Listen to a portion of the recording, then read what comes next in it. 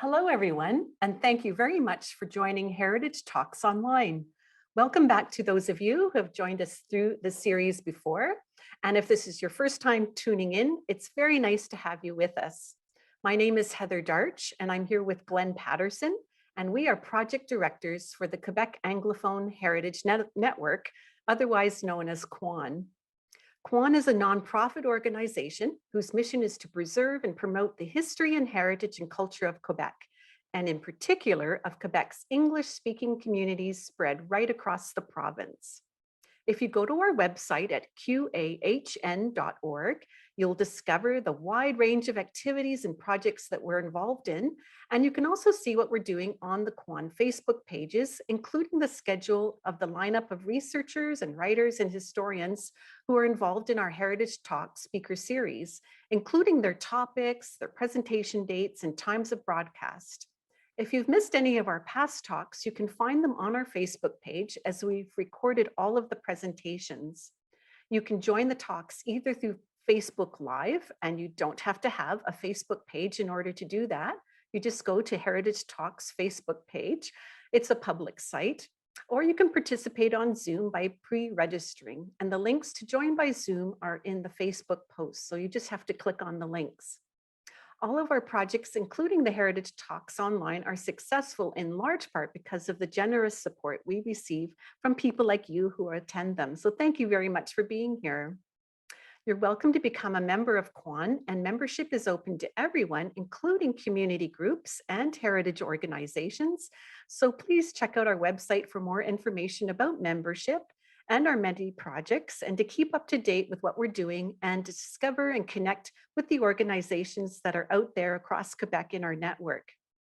Membership enables us to provide quality workshops and programs and projects that you cannot find anywhere else, including our quarterly publication called Quebec Heritage News. This is filled with really well-researched articles and images about Quebec's history. So if you love to read good stories about Quebec's past, learn about people and places and events that you'll rarely hear in history textbooks, I encourage you to become a member and receive your own copy and join our great and dynamic network.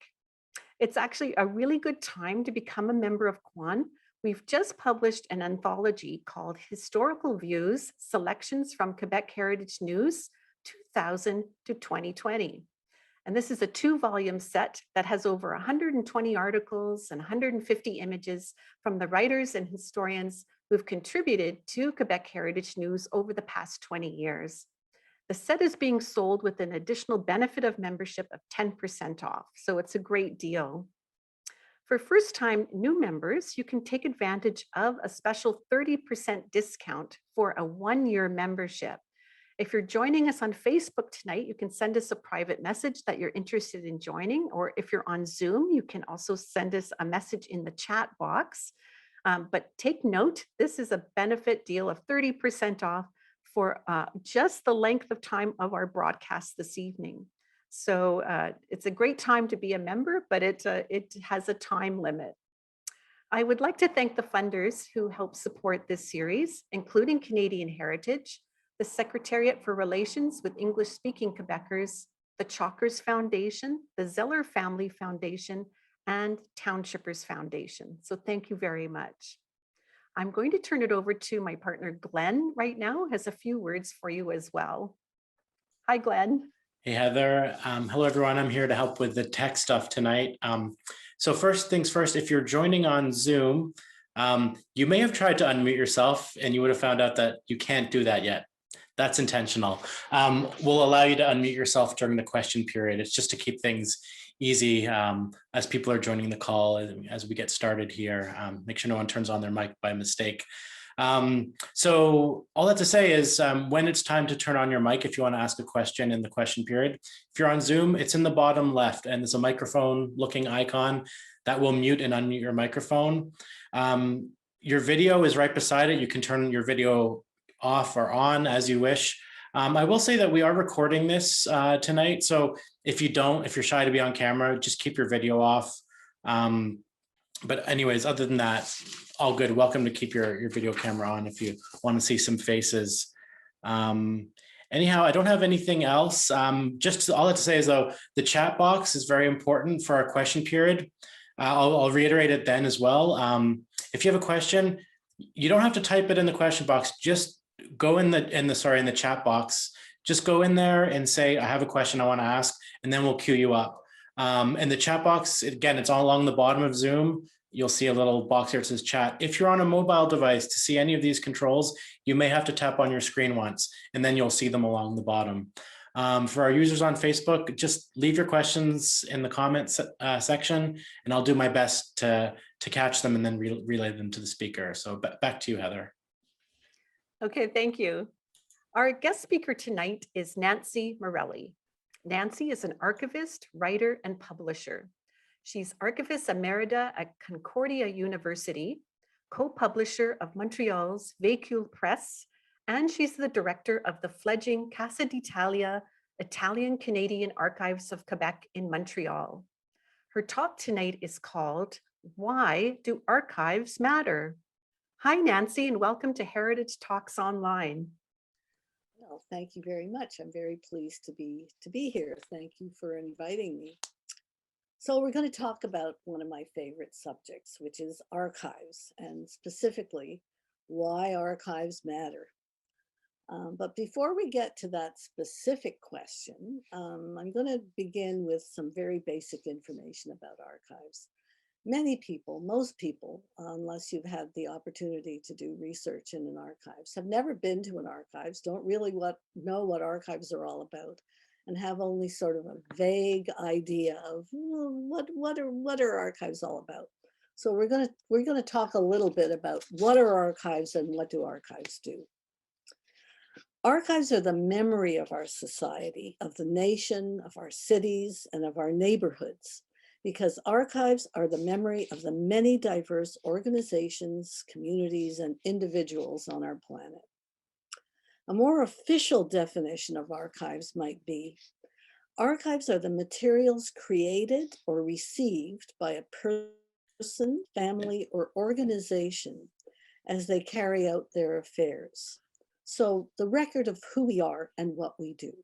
Nancy, I just have a question. Can you speak a little bit louder? Some of the people are having trouble to hear you. Sorry. Okay, I'll maybe move in a little bit closer. Don't be afraid to yell. I think I'm going to turn my sound up on my. Is that a bit better?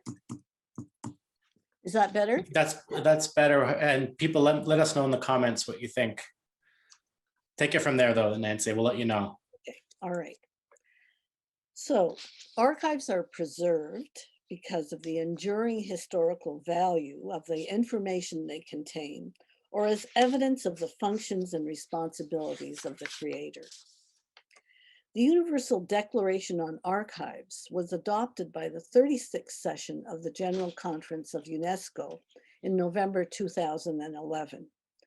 It grew out of an initiative that began here in Quebec and was followed up by a project of the International Council of Archives. The declaration clearly expresses the public interest role that archives fulfill. And I quote, archives are a unique and irreplaceable heritage passed from one generation to another.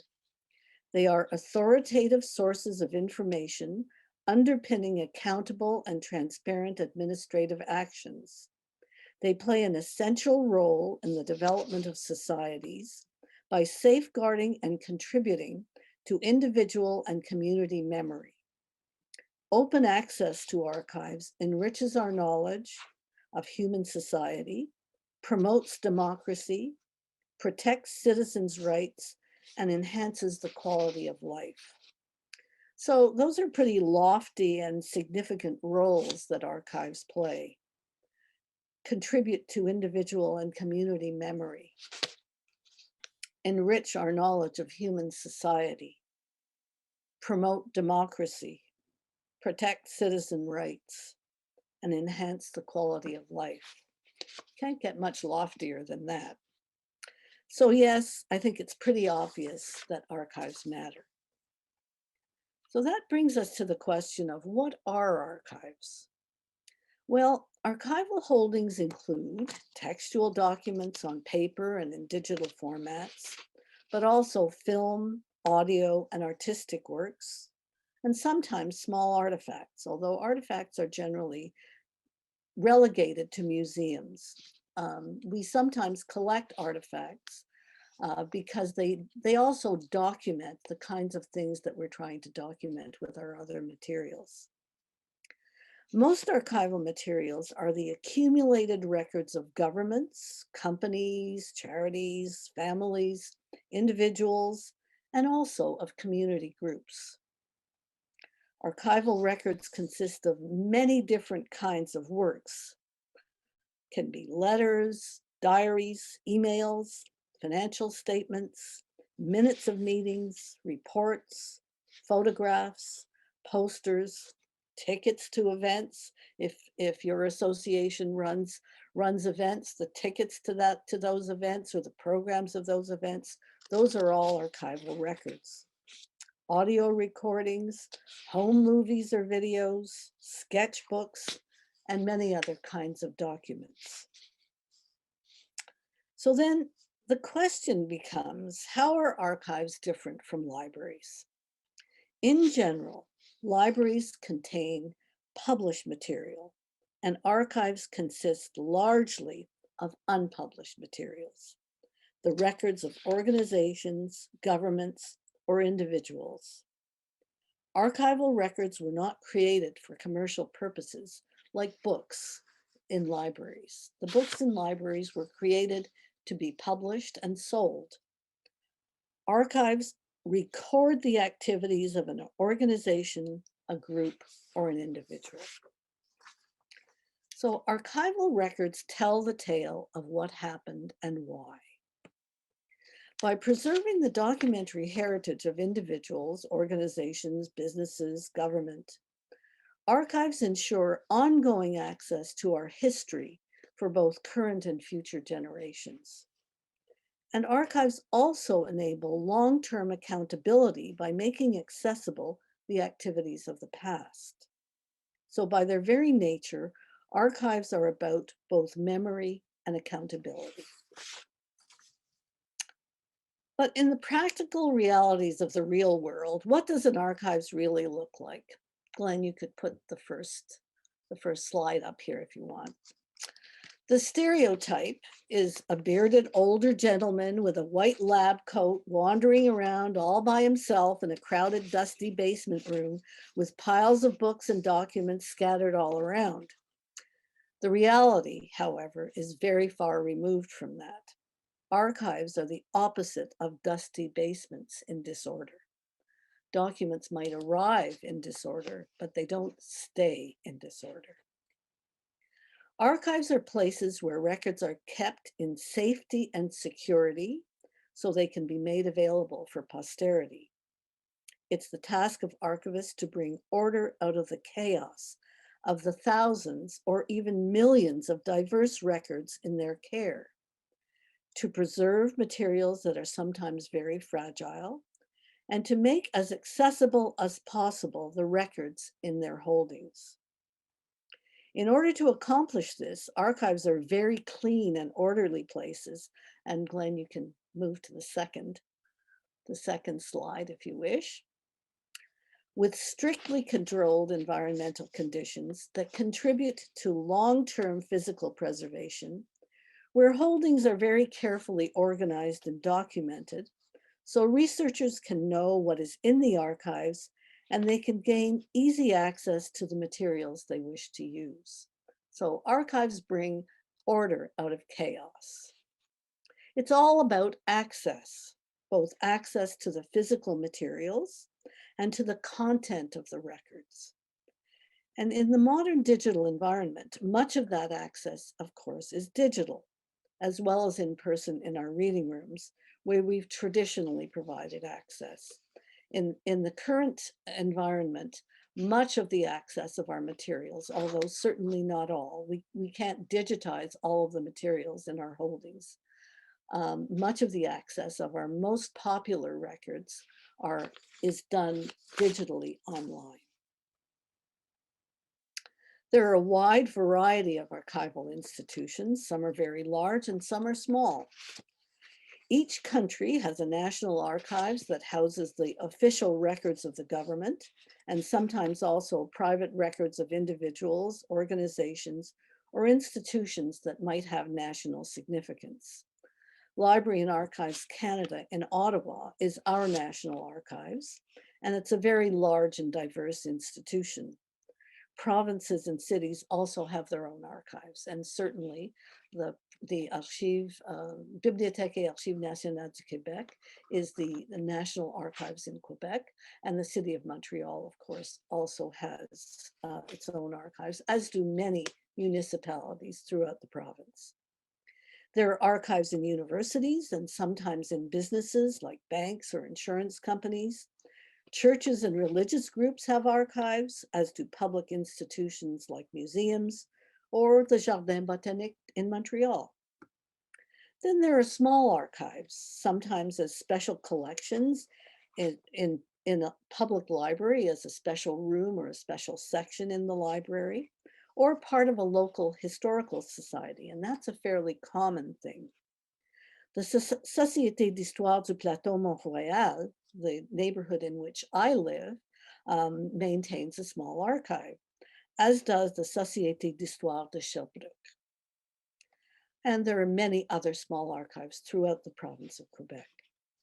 And of course, I work with the records of the Casa d'Italia, at the Casa d'Italia of the Italian Canadian community of Quebec. All of these archives, large and small, have the same mandate and mission to acquire, preserve, and make accessible a particular part of our documentary heritage. So the business of archives is the documentary heritage of our society. To do that, archivists acquire, process, preserve, and make accessible the records that have what we call enduring historical value to document our society and its activities. That's our documentary heritage. So let's take, for example, the records of pandemics. 1918, the Black Death, the COVID-19 pandemic. The records are important, but we don't always have enough to give us a clear picture of what happened in the past. We sometimes have a very partial picture. If there's not enough archival material, but just little tiny pieces of the puzzle, you don't get a clear picture. We're trying to do better with the current pandemic. Archivists and historians are trying to be sure we're collecting and preserving the materials that tell the story of what is happening. And that will continue as the pandemic proceeds and as it recedes into what we hope will be a vague memory. And it's about more than just the statistics, the numbers. It's about what actually happened and how people lived through these very particular times. We know about the Black Death and about the 1918 pandemic from the official records, but we understand much more about what happened from the diaries, the literature, the paintings, the novels, the newspapers, and what we know about the changes in architecture and the developments in public sanitation. And from the 1918 pandemic, we have the photographs and family stories, some of them recorded on film. Through these things, we get a better picture of what people went through and how their lives changed. And documenting the current pandemic will be certainly things like Facebook. It will be social media. It will be documenting demonstrations, the anti-vaxxers, the wearing of masks, the changing look of our stores and businesses as the pandemic proceeded. So the records, all of the records, are important. They show us the past, and they help us understand the present and where we should be heading in the future.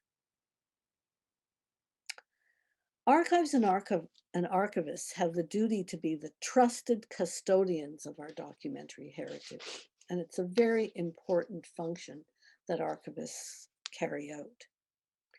Through rigorous professional standards and ethics, archivists can be relied upon to preserve the records as we receive them, to carefully document where they come from, to put them in context, to accurately portray the contents, and to ensure that the records will not be altered while they are in our custody. Take the census we're in the midst of right now in Canada. Census records go way back. We have to have systems in place to ensure that those records are not tampered with or changed over time to serve interests other than the public service mission to provide authentic records. The same is true of the notarial records that document the sale of property or a will, and these determine the exchange of property over time. And they have to be authentic. They have to be relied upon as being authentic. We have to be able to rely on the fact that what's in the archives is an authentic record. Archivists safeguard and make accessible to present and future generations the essence of who we were, who we are, and what we have done. And obviously, what happens in our communities and our community organizations is a very important component of that mandate. Our timeline is the very long term. Archives are not about the immediacy of current trends or the marketplace. Archives maintain and provide access to the records reflecting the great diversity of our communities, the lives of ordinary Canadians and everyday life. So archivists try to include in our holdings not only well-known figures who've attained fame and fortune, but ordinary people in our many diverse communities. Not only institutions that act on an international or a national level, but those based in Canadian neighborhoods. And the records of community organizations and activities that are the lifeblood of our daily lives. Now, this means that archives house a wide variety of materials. The diaries of elected politicians. Glenn, you could go to the next slide if you can. The diaries of elected politicians, but also the diaries or personal journal of a Montreal housewife during the Depression, a nurse struggling with the pandemic, or a Canadian soldier doing peacekeeper duty in Bosnia. The records of the mayor of Montreal, but also the records of a community campaign that enlisted school children to help eliminate ragweed in Montreal, in the Montreal neighborhoods in the 1940s. The campaign was discontinued and it's been largely forgotten, except in the archives of Marie-Victorin. Marie-Victorin was actually a person, not just the name of an institution. He was a religious brother and one of the founders of the Montreal Botanical Garden. Maybe it's time to take another look at the projects of this important botanist as documented in his archives. They might actually inspire us. We know we will have photographs by well-known professional photographers in our archives, like Karsh, but we also need photos of the many activities organized in the 1950s and 1960s as part of the NDG Arts and Lettuce Festival, in which thousands of children participated, including me, my siblings, and my many friends who participated in public speaking events, poetry reading, and many different art activities run out of the NDG Community Center.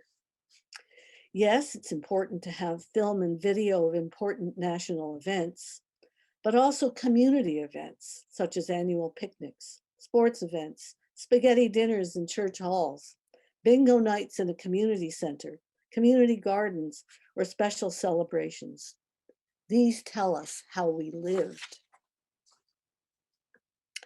In other words, archives should document not only things of obvious national significance, but also all the things that document the fabric of our daily lives.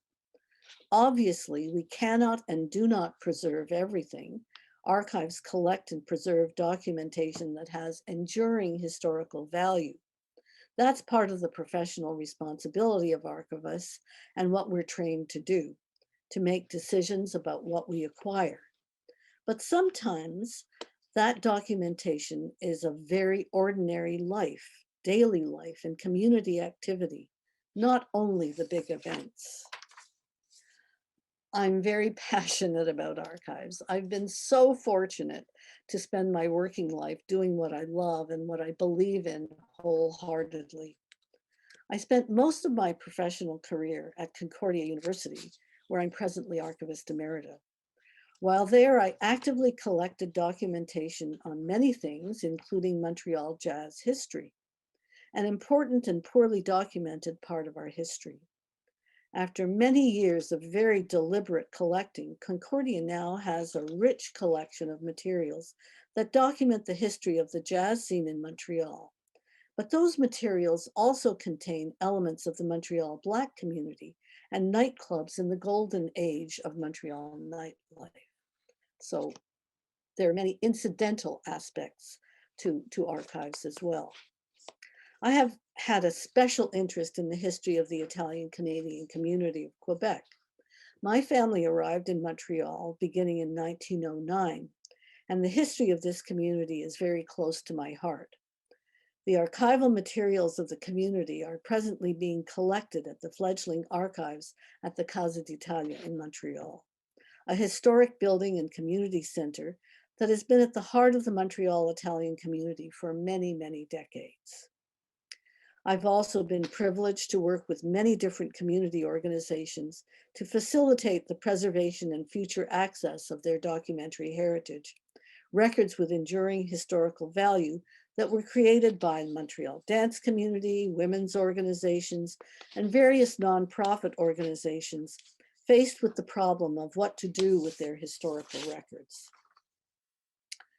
So you end up with the question of what and where should records be archived? You always have to keep in mind that we're talking about records that have been selected because they have enduring historical value. I want to point out, as I mentioned a couple of minutes ago, that it's possible for community groups to maintain their own archives if they have the resources to do so. But community groups can also deposit their materials into existing archival organizations. For example, at the Casa d'Italia, we're working with various community organizations to have them deposit their records into the archives. This becomes particularly important as the members of some of these organizations get older and the groups disband. Unless the records are deposited, the history of the organization disappears when the members disappear. I've also worked with a variety of dance organizations in Montreal, facilitating the deposit of their records at the Bibliothèque et Archives Nationales du Québec. And I've worked with organizations and individuals for the deposit of their archives at Library and Archives Canada in Ottawa. Selecting the right course of action in each situation is very important, and the circumstances will dictate whether you should approach a local history society, a university or college archives, a local library with a small archives, or a larger institution to determine if there is an interest in acquiring the records of a group or an individual. Wherever the archives end up, the work of archives and archivists is to engage and serve the community, to ensure that important documentation is deposited in a safe place that can provide ongoing access, to process the materials to accepted professional standards so it can be preserved and accessed over the long term, to promote the use of the materials both in person and online, to the community itself, to interested outside parties such as the media, schools, and others interested in understanding our history, and to the public at large. And finally, to promote the awareness, understanding, and context of our history through exhibitions, talks, and special events such as Archives Out Loud, where archival letters or diaries and other kinds of documentation are performed for an audience and brought to life. We're fortunate to be living in the digital environment where many diverse users expect our holdings and our outreach to be available online. And much of the research on our holdings is done from a distance. I want to mention here that archives make it possible to tap the secondary and unforeseen uses of materials. other than the purpose for which they were created.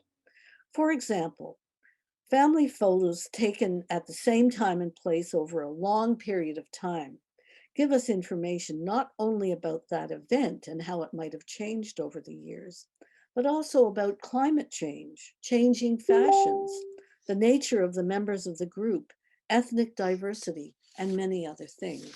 So we get information from archival materials that is secondary and was never intended when the documents were created. So this evening, I'm really here to encourage you to think about the community groups and activities in which you participate. Ask yourself if your records have enduring historical value and if they'll be preserved for future generations to access them as part of the rich mosaic of our communities and their tremendous diversity. I'm going to close with the words of Canada's First Dominion archivist, Sir Arthur Doughty. Of all national assets, archives are the most precious. They are the gifts of one generation to another, and the extent of our care of them marks the extent of our civilization. As a rule, the papers of a given generation are seldom required after their reception and primary use. But when all personal touch with that period has ceased, then these records assume a startling importance, for they replace hands that have vanished and lips that are sealed.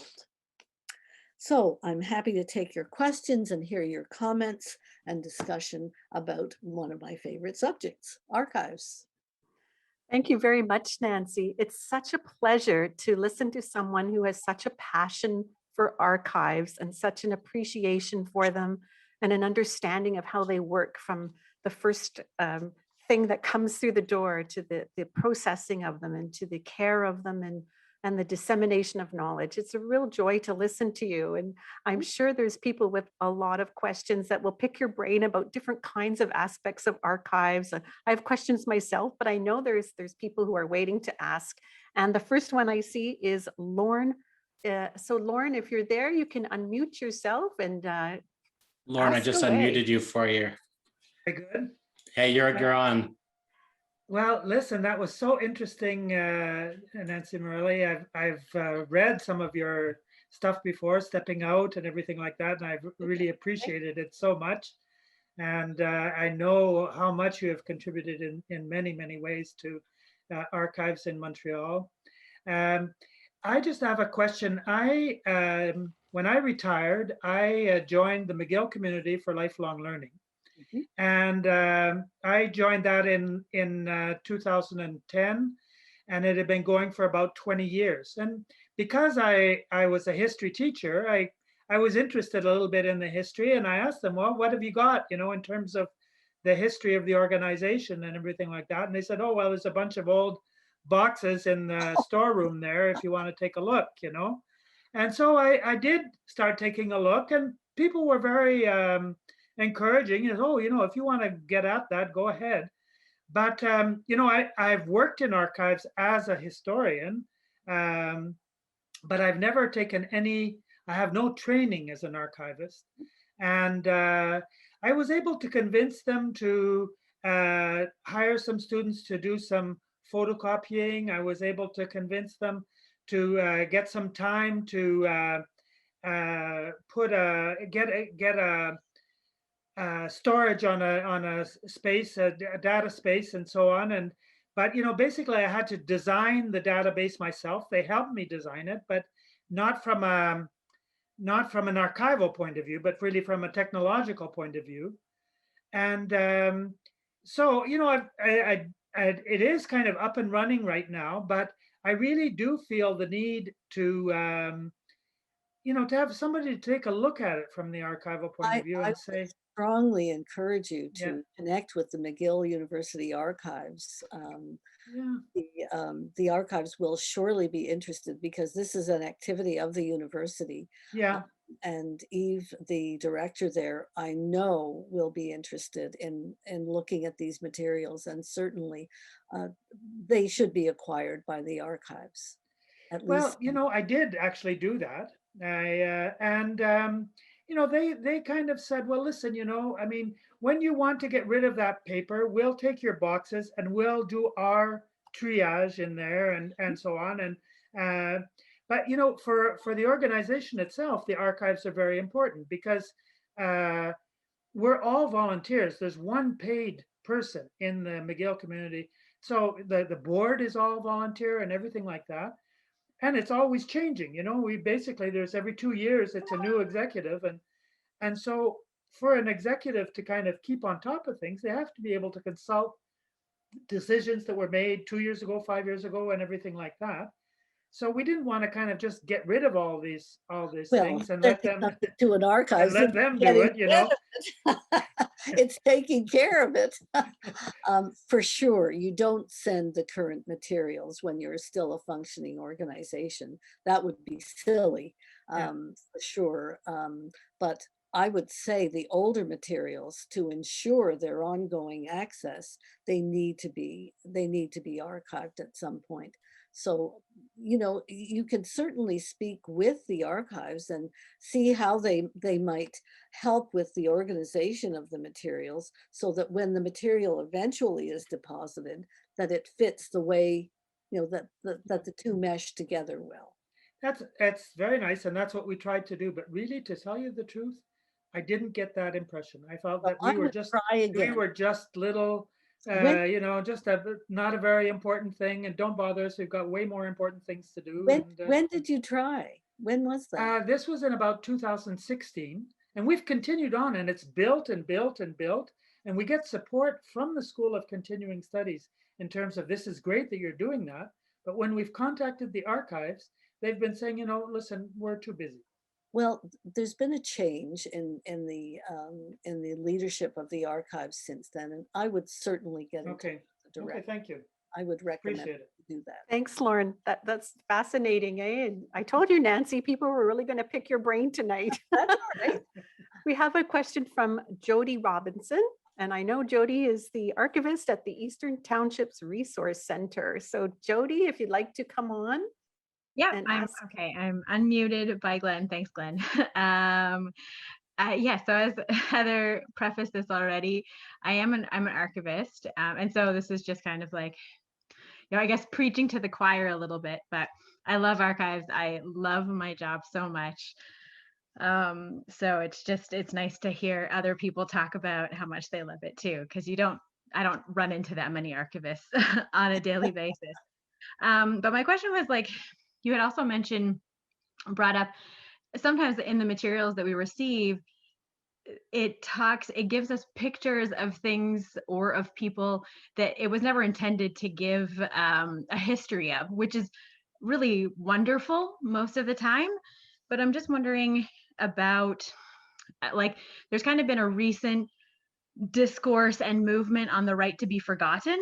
And so I was just wondering on what your perspective was, or feeling, even just like general feelings on, as we move into the future, that sometimes I'm documenting personal things because we're a private archive. So we have people and family archival material, and often it documents people that we're not the ones who donated it. And sometimes it's kind of personal. But at the same time, like, it's all important part of history, but some people may choose, and it may be more common as we move forward, that they don't want to be remembered in the future. And I guess, what's your perspective on that? Well, I think that there is a right to be forgotten.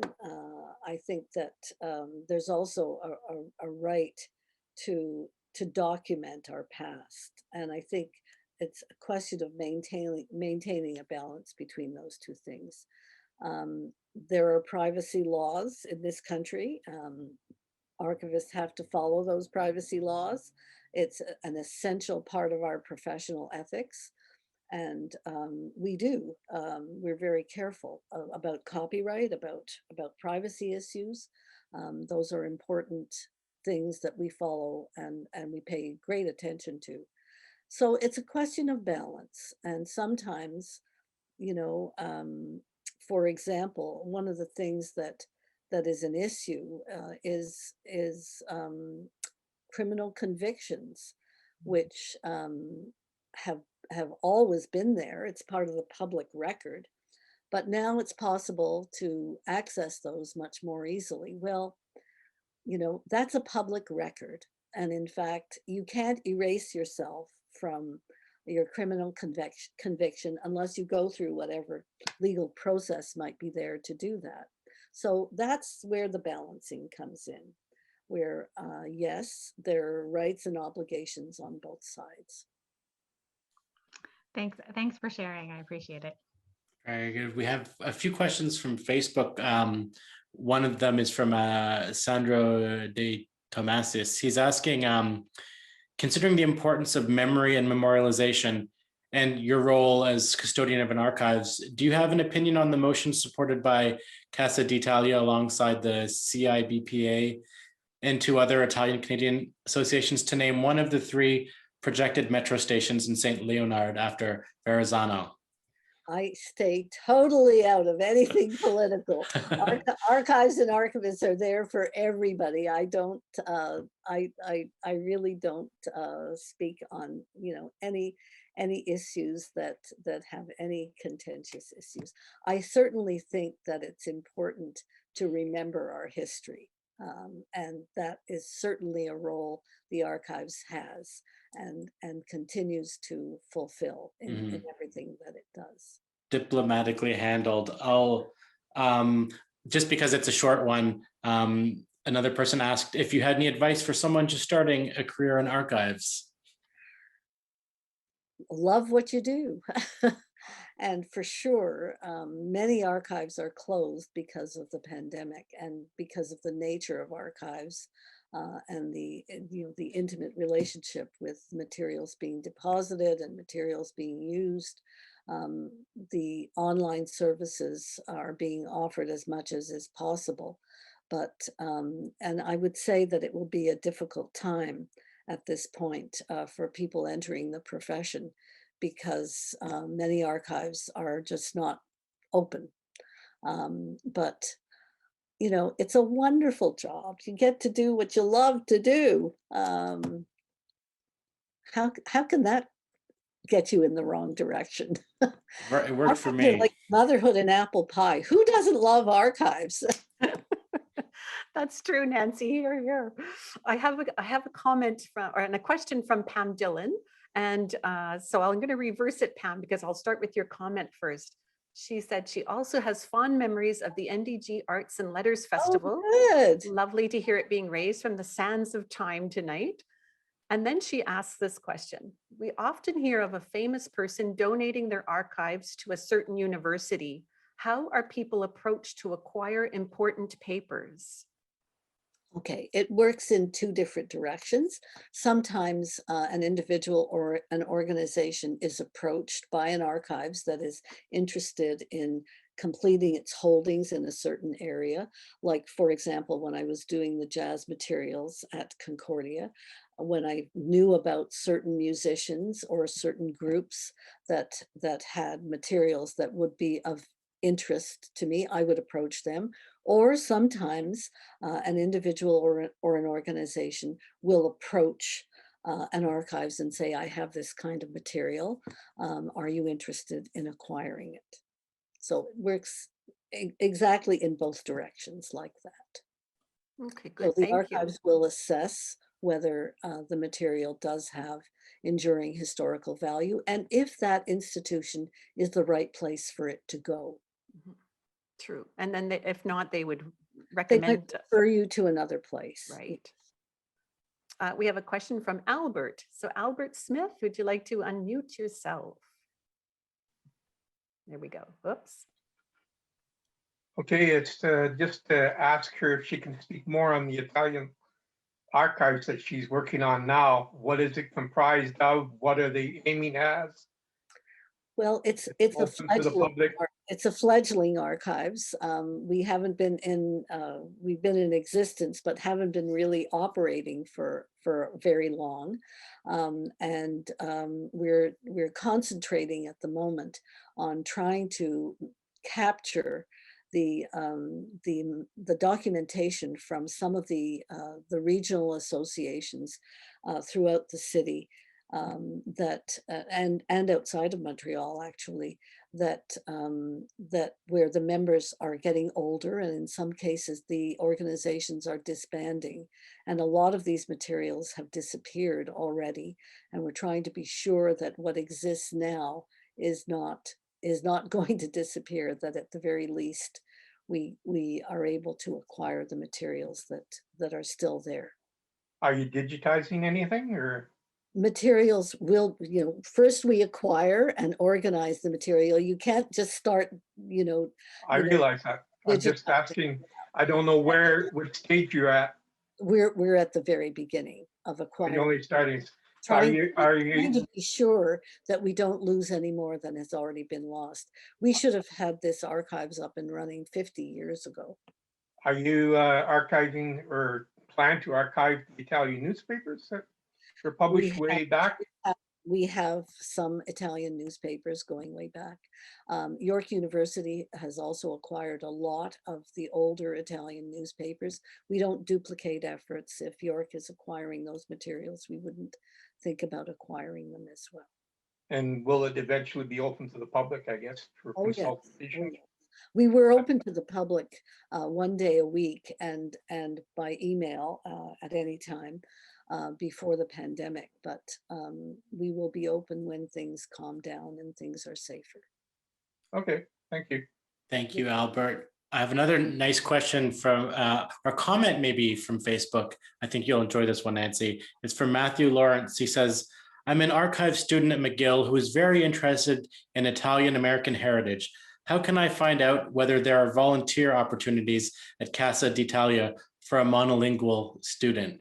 I guess he's an Anglophone. Well, you can get in touch, but as I said, we're not in a position to. We do have a group of very dedicated volunteers who actually speak 3 languages and some dialects in addition. But and we do depend on volunteers because we don't have a lot of funding at the moment. But at the moment, we're not in a position to accept volunteers. Okay, well, just hold on there, Matthew, one day. I have a question related to that. I know one of the big challenges of the heritage sector in general, I suppose it might apply to archives, is the next generation, like the people to take over existing archives.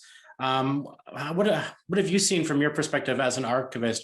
We know what it's like from the perspective of a heritage organization and our smaller members, but attracting youth, getting them interested in archiving, is it something you've had success with? Oh, there's a whole body of people who've gone through archival education and who are sometimes hard put to find work because the funding in the archival sector is not great. Unfortunately, we do get Young Canada Works internships and summer positions, but permanent jobs are not that easy to find because funding archives is not as good as it should be. Okay, thanks. I have a question waiting from Vicky. So Vicky, if you're there, you're on. Hello, Mrs. Marrelli.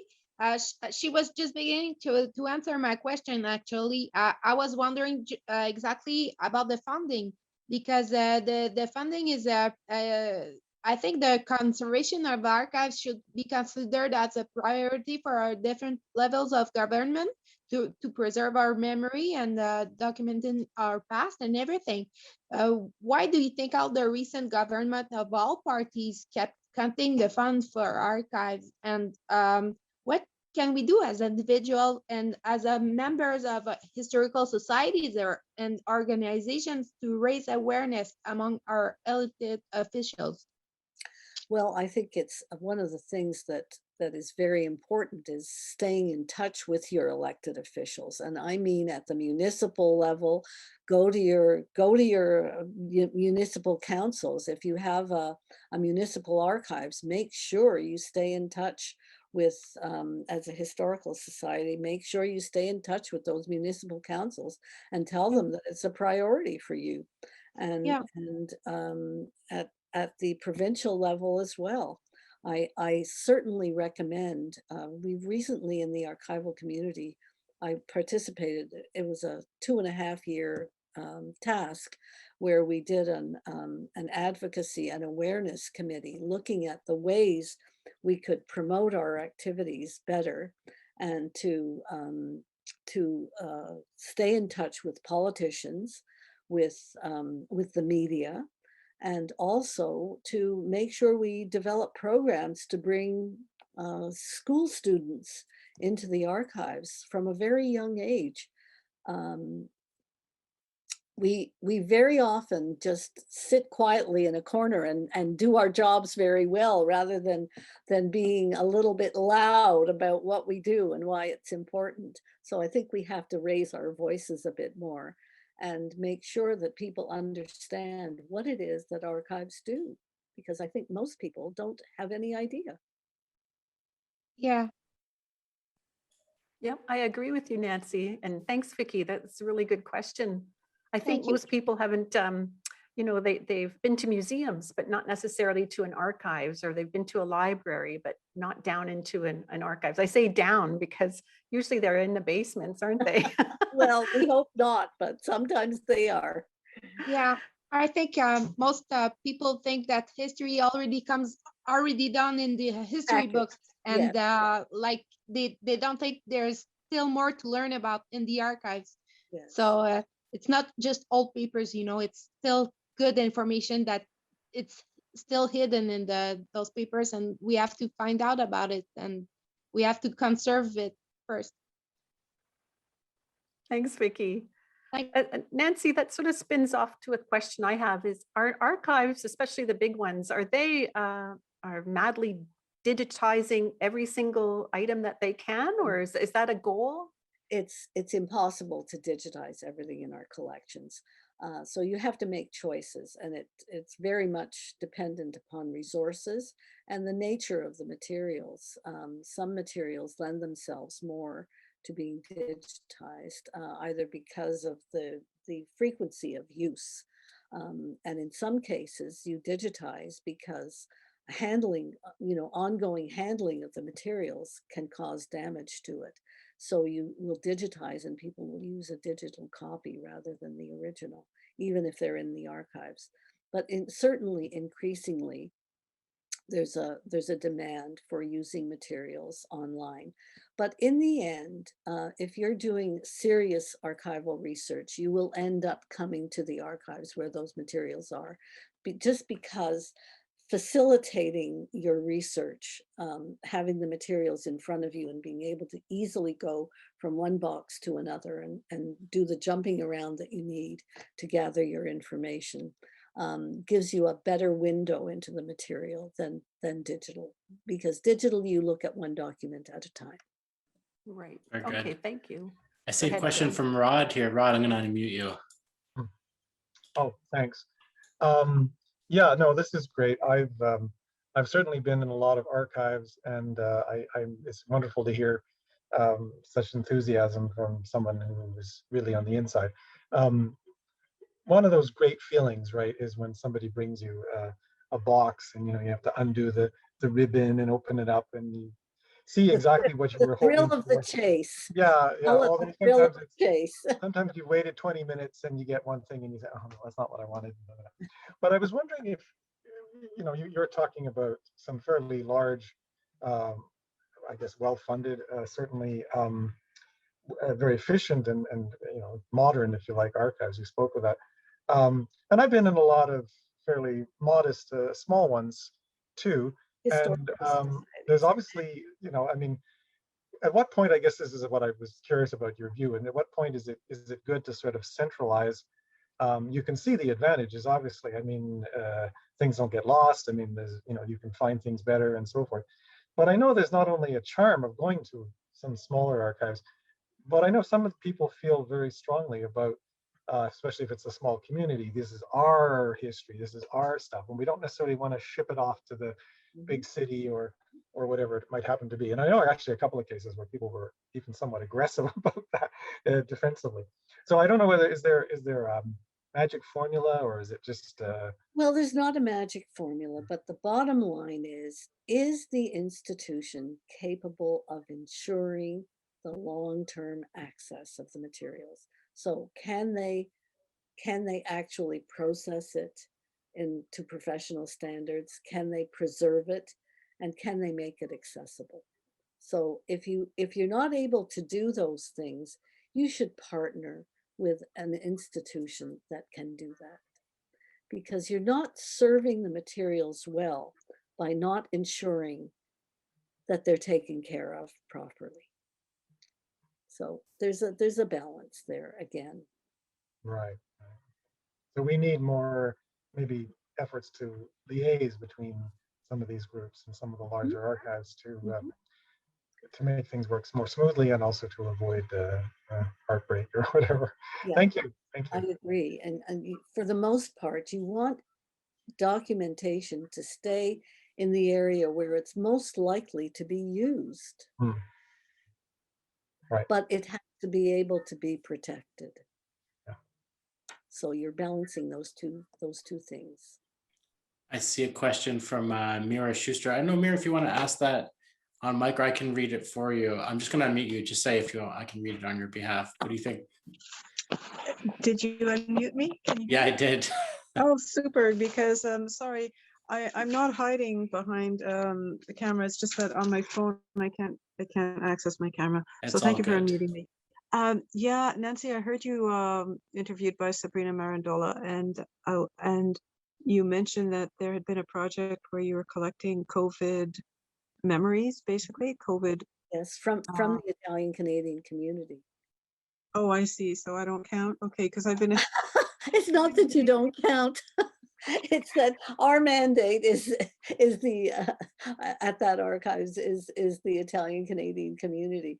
But for sure, there are many different projects across the country that are collecting documentation about the pandemic, because we recognized very early on that this was an earth-shattering event, and that we know we don't have good enough documentation from the 1918 Spanish flu. For sure, we know that. We're constantly being asked, do you have anything about 1918? We have some materials, but we know that the wealth of materials that we should be collecting, and that some institutions are collecting about the current pandemic, is something that we need to be sure that we are collecting for the future. Okay, thank you. Because I've tried to encourage my children and younger children, and I'm doing the same, just collecting kind of quirky things that you might forget that are And going those on. are important, and I think that we will forget some of the feelings we all had unless we document them as we go along. I think many people are not ready to give up their memorabilia, or even their written memories of what's going on, because it's just too raw and too fresh at this point. But they will be ready as time goes on. Okay, thank you. So I encourage you to continue collecting material and to create material. If you're doing a journal, do a journal. Oh, absolutely. Yeah, and a growing Look at what's Google happening document. in your lives. Yeah, thank you. I have a follow-up to that, Nancy. I'm wondering, given that, like, in the context right now, so much of the story of our society is happening on social media or online generally. How are archivists feeling about this? I feel like, in the older model of archiving and how they were often tied with an institution, they would receive the records of that institution maybe, then there were state archives. But now that everything's become so decentralized and we're all creating narratives and we have access, like, is there a way to sort of parse through this morass? Tweets are being archived. Social media sites are being archived. Websites are being archived. It's complicated because they're digital records. They're created digitally, and they have to be to maintain their interoperability and their interactiveness. You have to do a lot of work to make sure that you can maintain that. But that work is being done, and unfortunately, it's expensive. I'm wondering as well, I mean, I know obviously Facebook and Google collect data on us.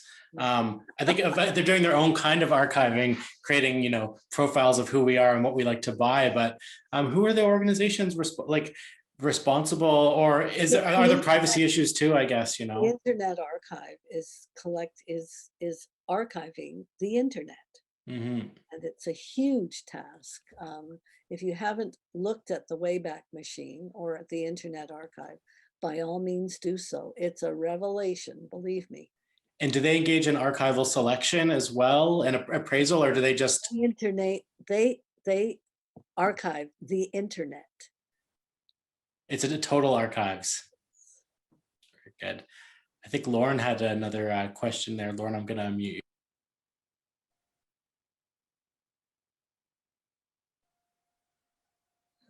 Okay. Yes, I was wondering if you could help me understand a strange situation at the Bibliothèque et Archives Nationales du Québec, where there are still no digitized archives of the Montreal Star and the Montreal Gazette.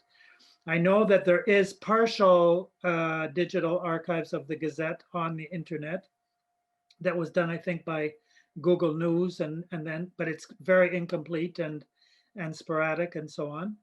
And, I mean, of course, there are the microfilms of the Montreal Star, but I was wondering if you could help us understand why that hasn't moved forward, and is there anything that could be done about it? I'm sure it's a matter of funding. I haven't looked at those particular publications.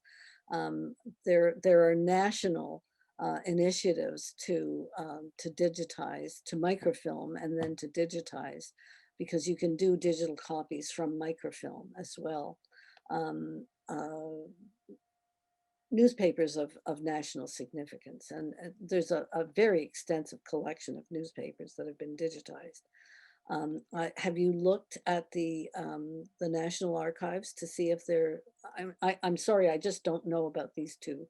I don't know where things are at with them. I'd be surprised that if there are not plans to digitize, if they're not already digitized. No, they're not. They're certainly not digitized. But you have to have the funding to do that. Unfortunately, it has to come from somewhere. You can't digitize materials out of thin air. Yeah. So you think it's just a question of funding? I'm sure it is, yes. Okay, thank you. Great, thanks, Lauren. Nancy, I think that the questions have all been asked. I don't see anybody waiting to ask any more questions. So if somebody would like to ask one more of Nancy before we wrap it up, then I see Beverly. I think Beverly has a question. Okay, good for you, Bev. I just unmuted you, Beverly. You muted yourself. Here, you're good. Okay.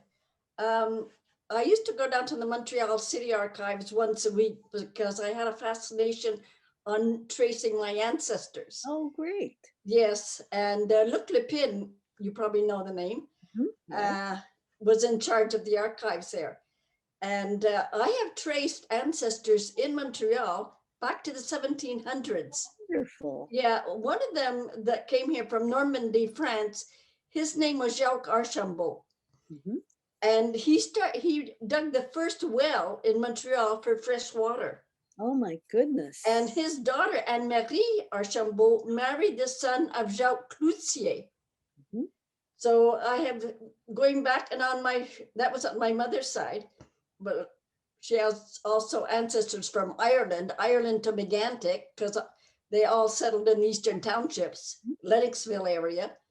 And then my great-grandfather, Frank Johnson, he was born in London in 1810. Then he went on to New Zealand and he started a sawmill. And in New Zealand, the town of Johnsonville, New Zealand, is named after him. And he got married in New Zealand. And then, well, he was an author and a poet. And then he came to Quebec, and all his books of poetry were published by Lovells in Montreal. And I have all his books of poetry. I can show them. Some date back to the 1600s. Wonderful. It was a book of poem that was given to him by his brother when he left London to come to Quebec. or Well, New Zealand. He left New Zealand to come to Quebec. Well, of course, anybody doing genealogical research is going to be using archives for sure. Yes, and every week I was down there for years, going through all the newspapers, going through the records, the films that you had to put through the machines. Right. And now all this is on Ancestry. And Yeah. I'm also a member of the Quebec Family History Society. Great. And we get your magazine, The Heritage, at our library in St. Anne de Belleville. Good. Thanks, Bev. I know the fascination with the family genealogy has really drawn people to archives, hasn't it, Nancy? And over the years, one of my favorite shows is Finding Your Roots on PBS. You know, and that's a wonderful exploration of archives. And I imagine there's a lot of money that goes into that program and into the research, but it's very fascinating. So thanks, Bev, very much for sharing that. And Nancy, I think that is the end of our evening. We'll bring it to a close. And I just wanted to thank you so much, though, for bringing life into the archives. You know, it's a wonderful place that you work, and it's sort of a mysterious place too for a lot of people. What goes on in an archives and how is it done? And I at your sentence about how we have to know if an archives can really take care of our documentation, and that's really important to realize too. And you're right, there are a lot of little tiny archives out there that probably need some guidance and connection to a bigger archive, so that we know that the material that is in the tiny rural archives is being protected. So that was a really good point that you brought up. So thank you very much for sharing with us this evening. It was really wonderful. Pleasure. Thank you to everybody else that's been with us this evening. It's always great to have you here with us. We have another one coming up on Tuesday, right around the corner on May 11th with Dr. Dorothy Williams. And her talk is called "They Call Me Mr. Gibbs, a Black Father of Confederation." So that's going to be a really good one. So that's next Tuesday at 7 o'clock right here on Heritage Talks on the Facebook page. And remember, you don't need a Facebook page to actually join us, or you can click on the registration link to join by Zoom. Thanks, Glenn, for keeping us all connected tonight. Thanks to all our members, to all our friends that join us every time. And so till next time, stay safe, everyone. Thanks, bye. Thank you.